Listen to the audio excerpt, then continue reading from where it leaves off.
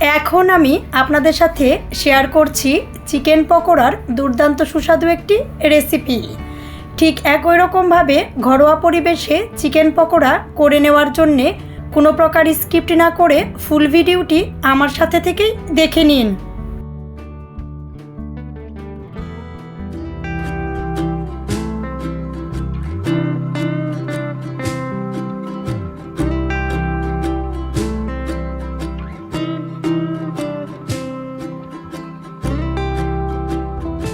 রেসিপিটা শেয়ার করার জন্যে আমি মুরগির মাংসের বুকের পিস থেকে ঠিক এরকমভাবে ছোট ছোট পিস করে কেটে নিয়েছি।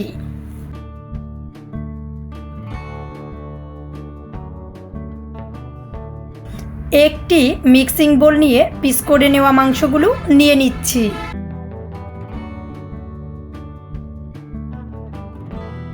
পেঁয়াজ আর রসুনের বাটা মিলে দিয়ে নিয়েছি 1 চামচ।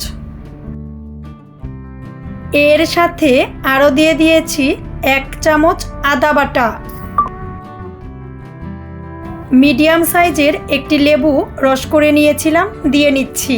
লেবুর রস কিন্তু অবশ্যই দিতেই হবে। 1 চামচ দিয়ে দিচ্ছি সয়া সস। এর সাথে আরও দিয়ে নিচ্ছি 1.5 চামচ বারবিকিউ সস।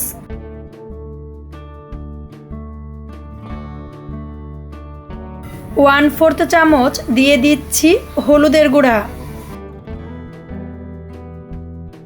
1/2 চামচ দিয়ে দিয়েছি শুকনা মরিচের গুঁড়া। 1/2 চামচ দিয়ে নিয়েছি জিরার গুঁড়া। টেস্ট অনুযায়ী দিয়ে দিয়েছি লবণ। 1/2 চামচ দিয়ে নিয়েছি চিনি। 1/4 কাপ দিয়ে দিয়েছি চালের গুঁড়া।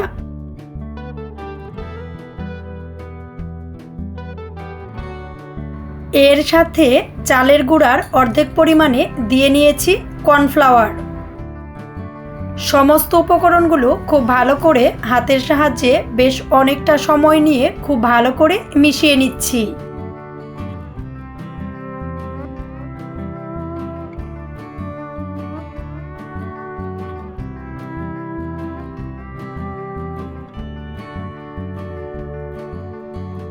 এক চামচ দিয়ে নিয়েছি ময়দা।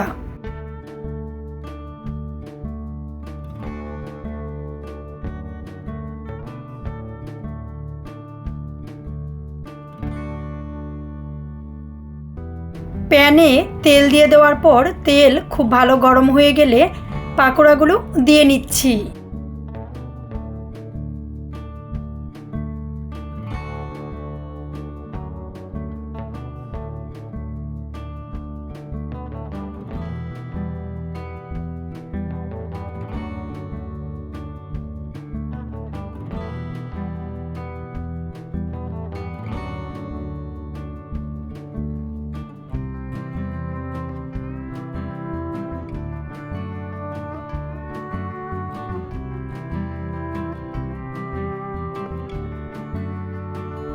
মিডিয়াম লো আঁচে রেখে বেশ ভালো করে ভেজে নিচ্ছি। চুলার আঁচ কিন্তু খুব বেশি বাড়ানো যাবে না, মিডিয়াম লো আঁচে রেখেই পাকোড়াগুলো খুব ভালো করে ভেজে নিতে হবে। মিডিয়াম লো আঁচে রেখে উল্টিয়ে পাল্টিয়ে পাকোড়াগুলো খুব ভালো করে ভেজে নিচ্ছি। মুচমুচে করে পাকোড়াগুলো খুব ভালো করে ভেজে নেওয়ার পর তেল ঝরিয়ে তুলে নিচ্ছি।